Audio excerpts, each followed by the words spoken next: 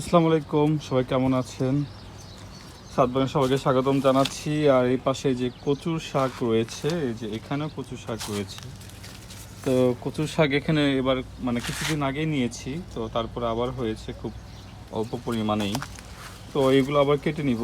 আর কারণ কচু আসলে খেতে অনেক মজা, এবং এটার কিন্তু ভর্তা খেতে আরও ভালো লাগে। তো আমি যে পাতাগুলো কেটে নিচ্ছি, পরে সবগুলো একসাথে কালেক্ট করব।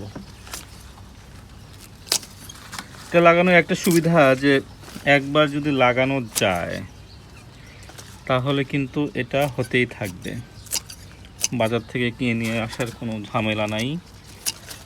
এবং পরিবহন কিন্তু সবুজ, একদম সবুজ কিন্তু কচুর শাক, পাতাগুলো কিন্তু একদম খুব সুন্দর।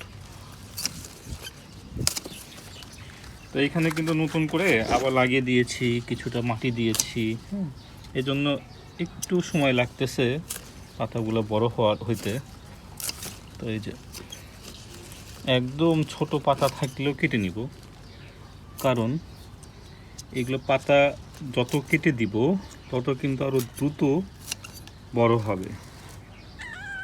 এই খুকি, যেখানেও কিন্তু সুন্দর সুন্দর পাতা হয়েছে,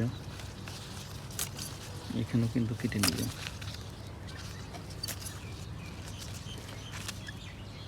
ফাইনালি আলহামদুলিল্লাহ কচু শাক তুলে নিলাম, খুব অল্প পরিমাণে হলেও একদম ফ্রেশ শাক।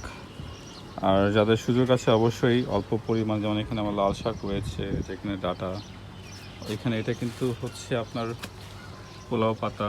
তো এখানে একটা বেগুনের গাছ, সাথে এখানে কিন্তু কচুর শাক, যেখানে কচুর শাক, যেখানে ডাটা, এবং আরেক পাশে লাগিয়ে দিয়েছি গতকাল কিছু কলমের শাক। তো অল্প পরিমাণ জায়গাতেই কিন্তু আসলে কিছু কিছু করে হলে শাক খাওয়া যাবে আর কি। তো সবাই ভালো থাকবেন, আল্লাহ হাফেজ।